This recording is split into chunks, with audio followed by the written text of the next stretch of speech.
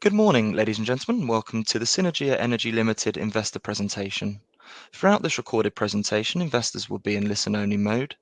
Questions are encouraged. They can be submitted at any time via the Q&A tab that's just situated on the right-hand corner of your screen. Please just simply type in your questions and press send.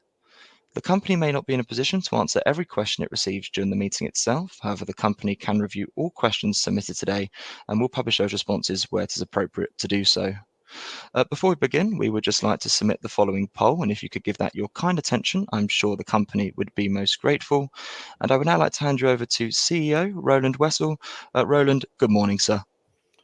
Yes, good morning. Good morning, everybody. Thanks for this opportunity. I'm going to talk roughly through the presentation, but I may ad-lib from time to time. This is really an update as to the status of the company. And starting on the first slide, just want to reinforce the strategy of the company.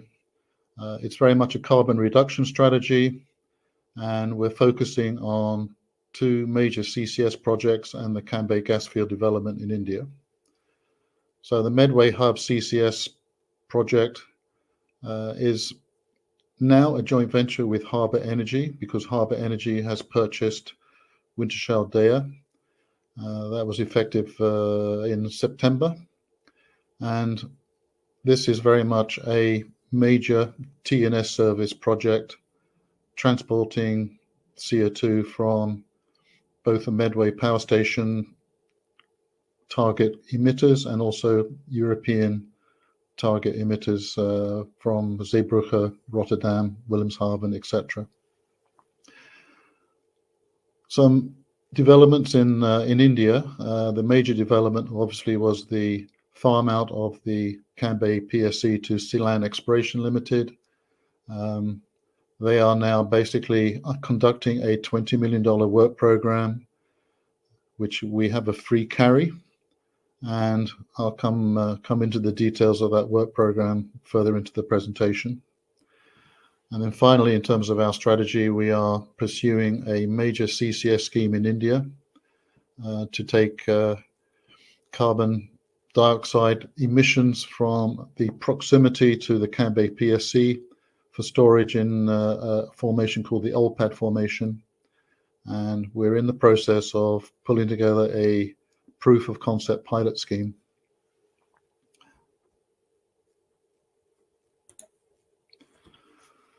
So just to reinforce our carbon reduction strategy, we see the development of the gas field in India as a major way to replace both imported LNG and also reduce the dependence on coal-fired power generation.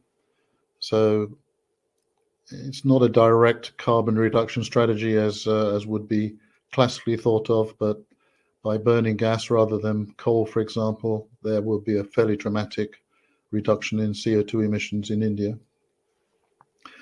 The Medway Hub CCS project in the UK aims to store up to 6.5 million tons per annum of CO2, and we believe this is going to have a major contribution to the UK government's goal of carbon reduction, net zero carbon reduction, and we are pretty pleased with the progress of this project, and I'll come to that in some detail later on. And then, as I mentioned, the Cambay CCS scheme in India, very large project, will require central government support and central government funding, but it's progressing quite rapidly now. So the Medway Hub Camelot CCS project is determined by a carbon storage license CS019 from the NSTA. We are working through the NSTA work stream, the program, and making very good progress on that. Just to describe the project, we aim to take CO2 from the power stations, emitters at the Isle of Grain, but also from continental European emitters via the carbon hubs that are being planned in Zeebrugge in Belgium, Rotterdam in the Netherlands, Wilhelmshaven. In addition, there are some French carbon hubs that are being planned. It's a marine scheme, so we basically take the CO2 in liquid form via marine tankers to the Camelot field, and we don't have any pipelines, so we have a great deal of flexibility here. We can take cargoes at any time from any emitter, as long as it's on a tanker. And indeed, because we are using a Fiso, which is a floating vessel for CO2 storage and injection, that Fiso can be moved to additional stores in the future. So we're not limited to Camelot. We can actually take the same Fiso and move it to the next storage field. And as I mentioned, we are planning to inject up to 6.5 million tons per year of CO2 commencing 2029, 2030. So this is a broad schematic of the scheme. You can see the carbon emitters on the left-hand side there, be they Medway, Zeebrugge, Rotterdam, Wilhelmshaven based. And from there, we would load the CO2 in liquid form onto the marine shuttle tanker. And the marine shuttle tanker would then have a sail of about 12 hours to the Camelot field, where our Fiso will be moored. Fiso stands for Floating Injection Storage and Offloading Vessel, and it's a novel scheme, albeit one that has been adopted in a number of different countries. So the concept is gaining momentum, and we're hoping to leverage off that, so that when we come to acquiring the Fiso, this technology will hopefully be relatively mature.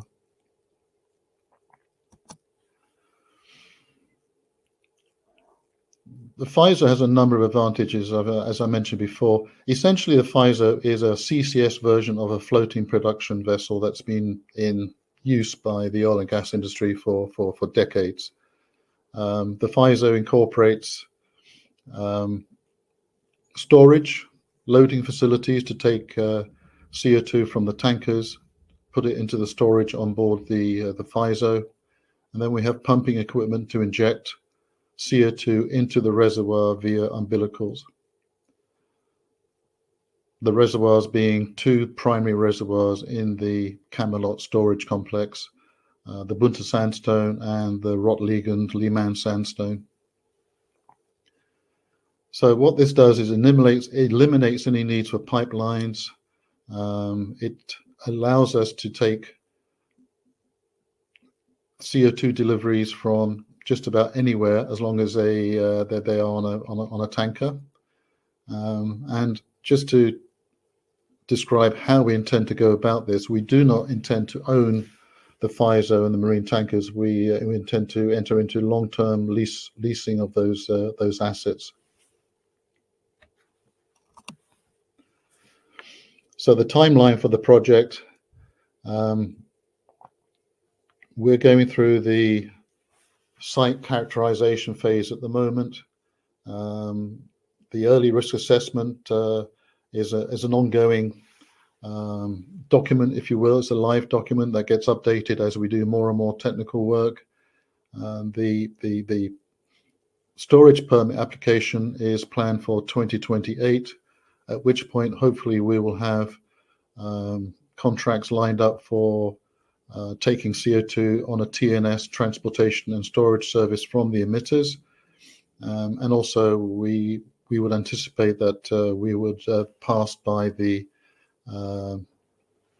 investment decision milestone. So 2028 is an important date here, and we're working up to that with the predefined NSTA work program ongoing.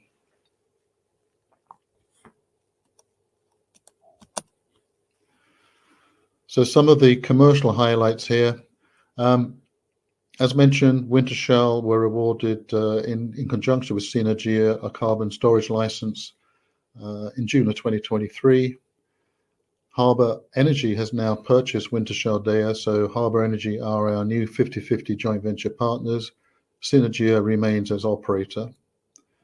we've had a lot of discussions, obviously, with the primary emitting customers, and indeed the management of the National Grid grain terminal, which is pretty important for the Isle of Grain project.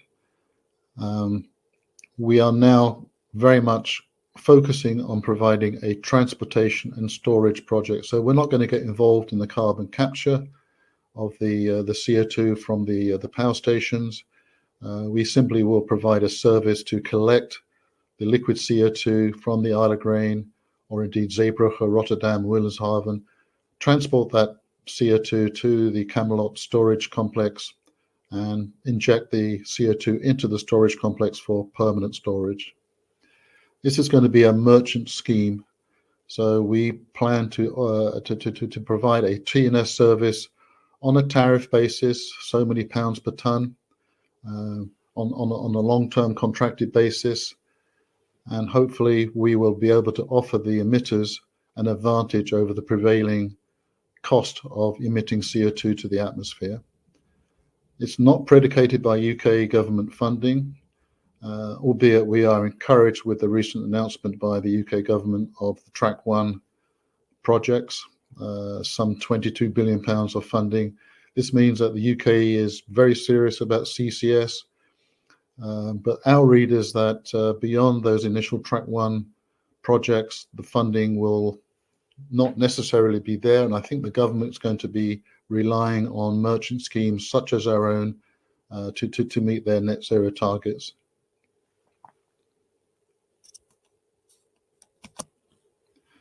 So moving on to Cambay in India.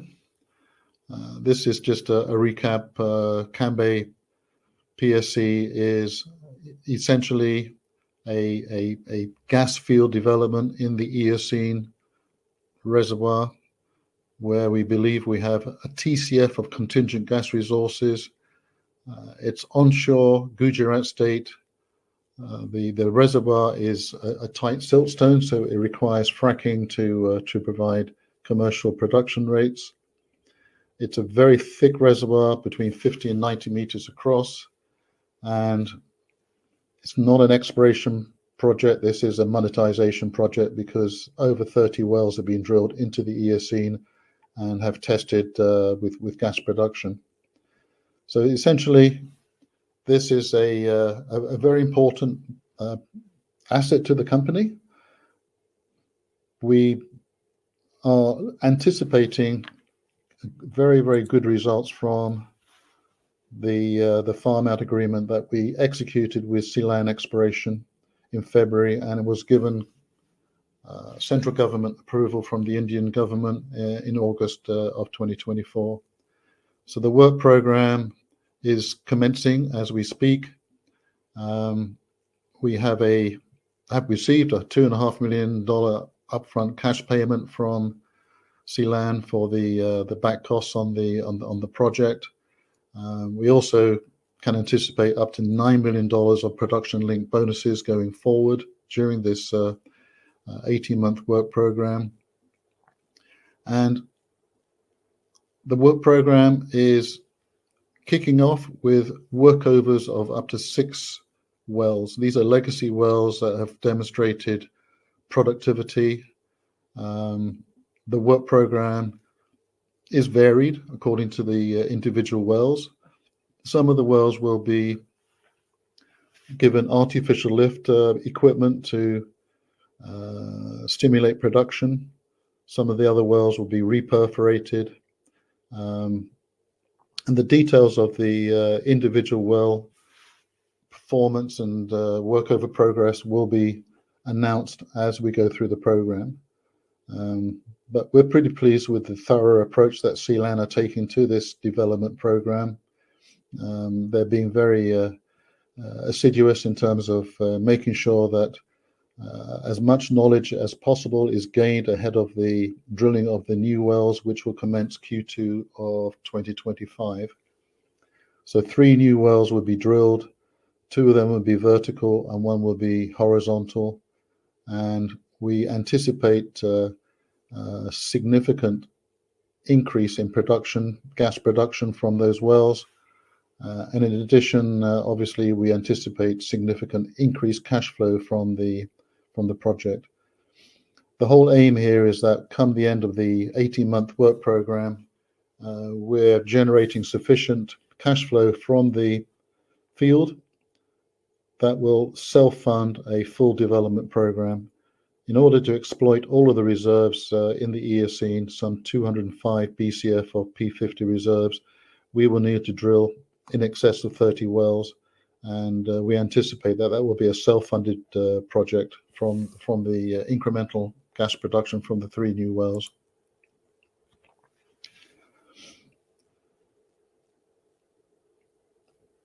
Just to be clear, CLAN are the lead operator, SYNERGIA is the joint operator.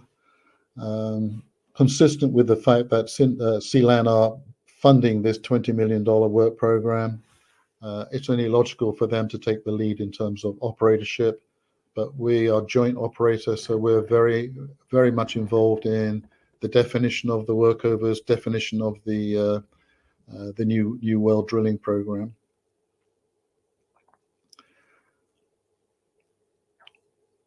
We put a forecast here in terms of what we expect to get in terms of incremental gas production by the end of 2025 going into 2026.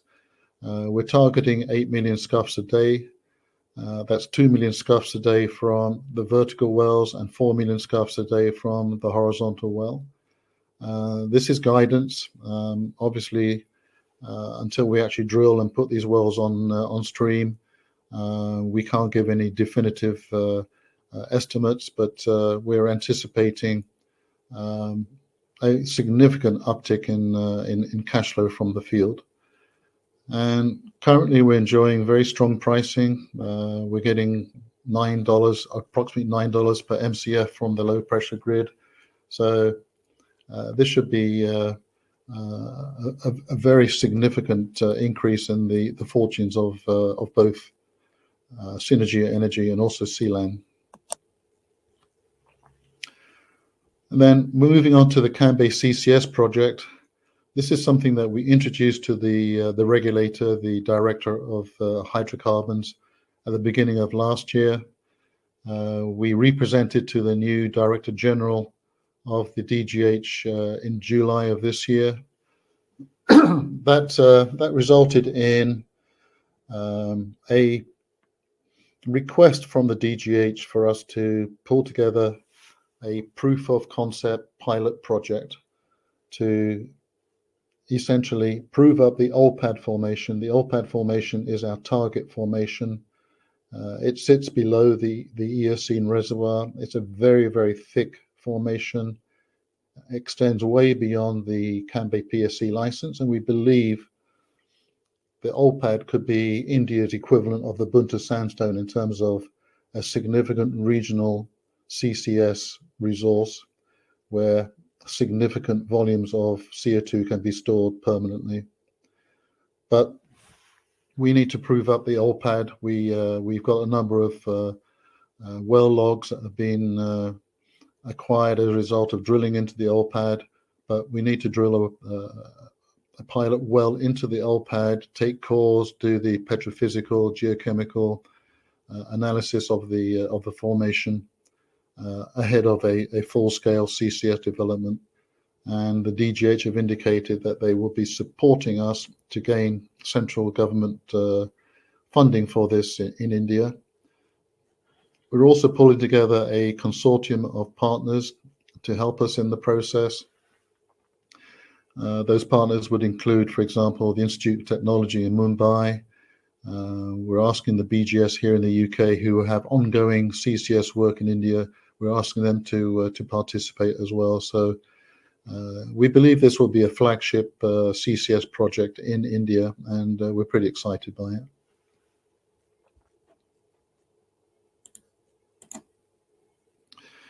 So that concludes the presentation.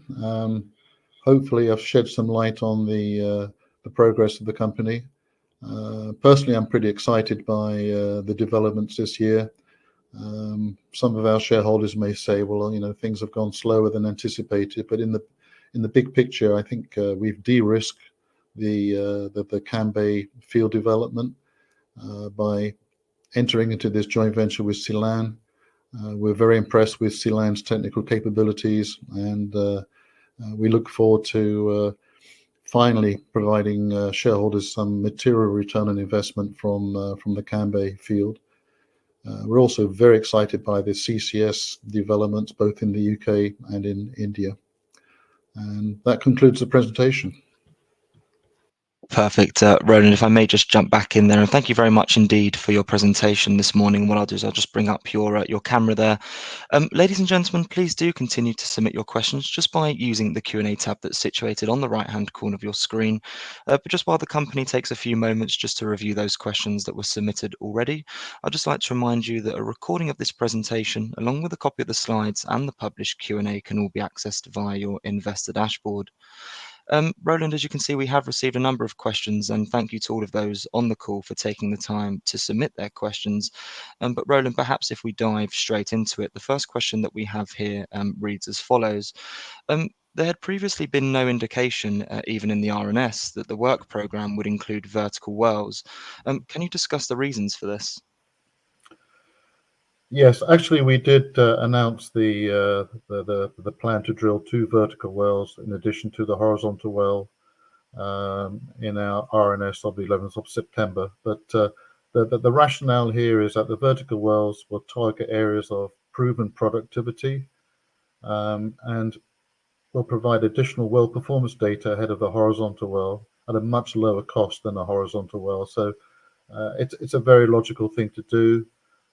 Vertical wells are obviously much cheaper than the horizontal wells, and we are targeting those areas where previous wells have demonstrated good tests of the Eocene formation.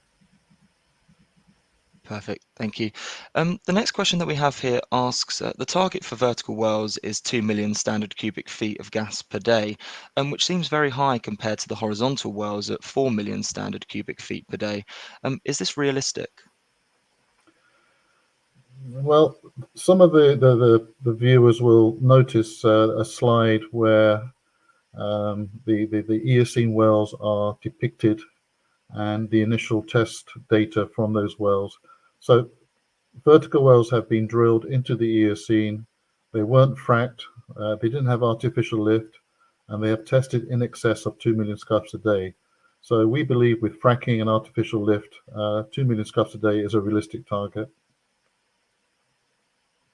Perfect, thank you. The next question here asks, how many fracked zones will there be in a vertical well? Well, that's going to be determined, but you're limited by the vertical extent of the pay zone, obviously, with a vertical well.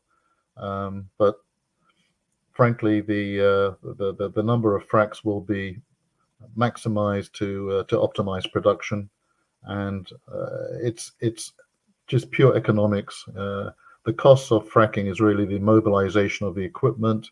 The number of fracks, incremental costs is not that significant in the big picture. So we will maximize, but I can't give you the exact number until we do the detailed planning of those vertical wells. Thank you. How much income is expected from the work programme, and will it be sufficient to pay for subsequent programmes? Well, I'm not going to forecast income, but we do anticipate that, as I said before, the subsequent full field development wells will be self-funded from the cash flow of the field. The viewers will note the pricing we're getting and the estimates that we've submitted regarding productivity. So the production times the dollars per MCF, $9 roughly per MCF, will give a good indication as to what we anticipate in terms of income. Thank you. The next question that we have here asks, in the annual report, it says that the workover for C77H will involve increasing the production tube diameter. Since the low production has been said to be caused by water from the old zones, would it not be better to isolate those zones by reinstating the plug? That's certainly an option going forward, and we haven't decided whether we're going to plug off the 4 original frac zones. Having said that, with an optimized tubing diameter, we believe the jet pump can more than handle the water that's coming from those zones. So we're keeping our options open on that. Perfect. Thank you.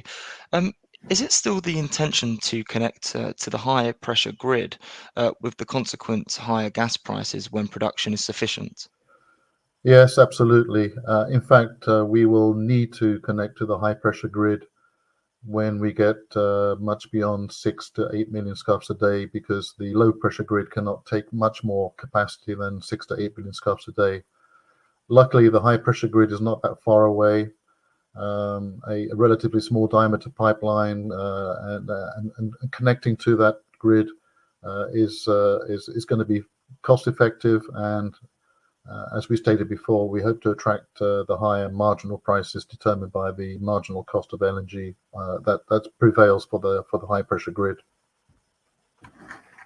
Perfect. Thank you. Is there any progress with the CCS farm out? Yeah, we it's an ongoing process.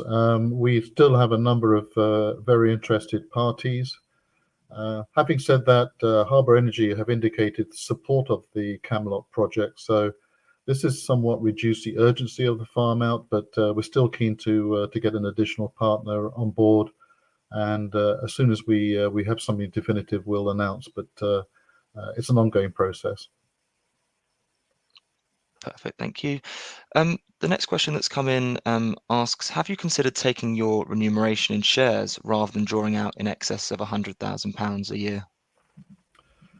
Well, obviously, my remuneration package is a matter of public record, but also, as a matter of public record, is the fact that there's a fairly substantial part of my remuneration package in terms of share options. So I'm already, if you like, a de facto shareholder in the company. A significant part of my package is in shares. Perfect. Thank you. Just turning to the next question, do you feel you have done a good job of keeping investors informed of events that have impacted the company? We do our best. We don't believe in issuing spurious ramping type messaging to the market. We wish to stick to material facts, and we believe the best message to shareholders will be continued solid progress on the CCS projects and material cash flow from Cambay. We do routinely answer emails from shareholders, text messages, etc. So there's a fair amount of dialogue, but in terms of regular RNSs, we will continue to provide RNS messaging, but only on material facts as opposed to any kind of spurious messaging. So we're doing our best. Thanks, Roland. The recent UK government announcement of funding towards CCS projects, will this have any impact on the company? Well, indirectly it will. The Medway Hub Camelot CCS project is not predicated by government funding. It's a merchant scheme, but we take great encouragement from the fact that the government has elected and announced a £22 billion package for the two Track 1 projects. This really underlines the new government's commitment to CCS, and we're getting a lot of support from the NSTA in terms of our technical work. So it's good news for the sector. Doesn't really have a huge impact on our project, but it does mean that the UK, I think, intends to be a leader in the CCS sector. Perfect. Thank you. The next question that we have, there's actually a couple of questions relating to this topic. So perhaps if we take this one, as I think it will speak to the other questions that have come in. Panmure recently released a broker note with a share price target of 0.9p. Can you explain why this increase in share price would happen? Well, first of all, we did not collaborate with Panmure in that research note. It's an independent research note, but Panmure believe that this is a true reflection of the company's value, taking into account the $20 million work program on the Cambay PSC, $9 million of potential bonuses, and the significant value of the company's 2 CCS projects. So the share price is very much determined by investor sentiment, but Panmure believe that we are currently quite undervalued. The next question that we have asks, Synergia has never had much interest from institutional investors. Why do you think that is, and are there any plans to change that moving forwards? For the past year, we have been conducting, if you like, roadshows, presentations to institutions via Panmure. We've had an awful lot of interest from the institutions, and we already have institutional investment on our shareholder list. This is not as much as we would like. We would like to have greater institutional support, and we'll continue to market to the institutions. It's been a question of education as far as CCS is concerned, but we are getting traction, and we're going to continue those efforts going forward. Thank you. The next question asks, could you provide more detail on what exactly is going to happen with the workovers? Is it plug and isolating old zones, increasing the diameter of tubing, and or dealing with water ingress? Anything else? Okay, well, as I said on the presentation, the workover program varies from one well to the next. They all have different characteristics. Some of the wells require artificial lift. When you have a well without pressure support, obviously production declines over time. So these are legacy wells. The pressure of the reservoir is very low. Artificial lift will help stimulate production in those wells. We're also going to do some reperforations. We potentially may refrac one well, and we're going to optimize the completion. So C77 currently has a jet pump installation, which is not optimized because the tubing is too small. So we're going to increase the diameter of that production tubing to increase the pump efficiency. So, out of the 6 candidate workover wells, each workover is going to be different from the other. Perfect, thank you. And perhaps just turning back to another question on the share price. The question asks, the share price hasn't reacted positively to any of the JV events. What do you think it would take to get the share price heading in the right direction? Well, I think the proof of the pudding is in the tasting, and the incremental production that we anticipate from the workovers and new wells, we will announce to the market as we progress through the work program with the Celand JV. I also think that the value of our CCS projects has not been recognized in our share price. We are in the UK a major player alongside the big companies such as BP, Equinor, Shell, etc. So we're punching above our weight with regards to the Medway Hub Camelot CCS project, and also the value of potential value of the Cambay CCS project has not been reflected in our share price. But at the end of the day, we intend to plug away to do the best job that we can from an operational perspective. And I think once we start seeing serious cash flow coming from Cambay, hopefully that will be reflected in the share price. Thanks, Roland. A question here on Cambay India. For Cambay India, the company expects gas production of greater than 8 million standard cubic feet per day by year-end 2025. Can you please explain how many horizontal and vertical wells will be needed for this level of production, and what would the oil production from these wells over and above 8 million standard cubic feet of gas per day? We anticipate 2 million scuffs a day from each vertical well. So that's 4 million scuffs in total, and 4 million scuffs a day from the horizontal well to make up the 8 million scuffs per day. And with each million scuffs, when I say scuff, that stands for standard cubic feet. For each million standard cubic feet of gas, we get 40 barrels of condensate from the Eocene. So this is going to be both material, additional gas production, and condensate production as well. Thank you. The next question asks, for full field development with 30 plus wells, what can be the peak level of production for both oil and gas? Well, this depends on the timings of the wells, but we forecast that in excess of 30 million scf a day can be achieved.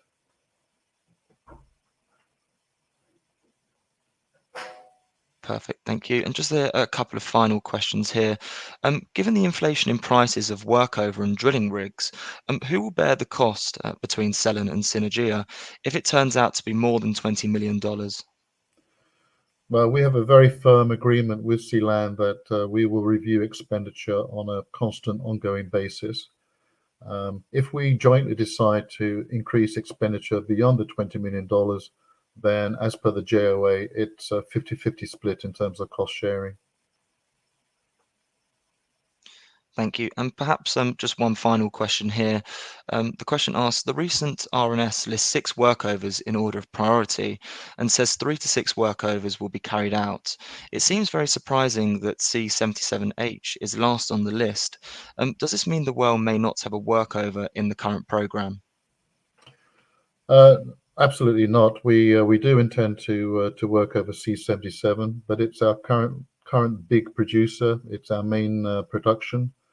So it wouldn't make any sense for us to take that offline at the beginning of the workover program. Hence, it appears as the final workover. Perfect, Roland. That's great. And thank you very much indeed for being so generous of your time and addressing all of those questions that came in. And of course, if there are any further questions that do come through, we'll make these available to you immediately after the presentation has ended, just for you to review to then add any additional responses, of course, where it's appropriate to do so. And we'll publish all those responses out on the platform. But Roland, perhaps before really just looking to redirect those on the call to provide you with their feedback, which I know is particularly important to yourself and the company, if I could please just ask you for a few closing comments just to wrap up with, that'd be great. Yes, I just want to reiterate, really, from my perspective, I'm very encouraged with the progress that we've made over the last 12 months. I know some of our shareholders have the sentiment that things seem to go slowly. We did have a painful approval process in India, but at the end of the day, we got to where we want to be with the government of India approving the project, and I'm very encouraged with the way that Sealand is going about this work program. I'm also very encouraged by Harbour Energy's sentiments with regards to their support of the Medway Hub Camelot CCS project. So I think the next 12-18 months are going to be quite exciting for the company. Perfect, Roland, that's great. And thank you once again for updating investors this morning. Could I please ask investors not to close this session, as you'll now be automatically redirected for the opportunity to provide your feedback in order that the management team can really better understand your views and expectations. This will only take a few moments to complete, but I'm sure will be greatly valued by the company. On behalf of the management team of Synergia Energy Limited, we would like to thank you for attending today's presentation. That now concludes today's session, so good afternoon to you all. Thank you.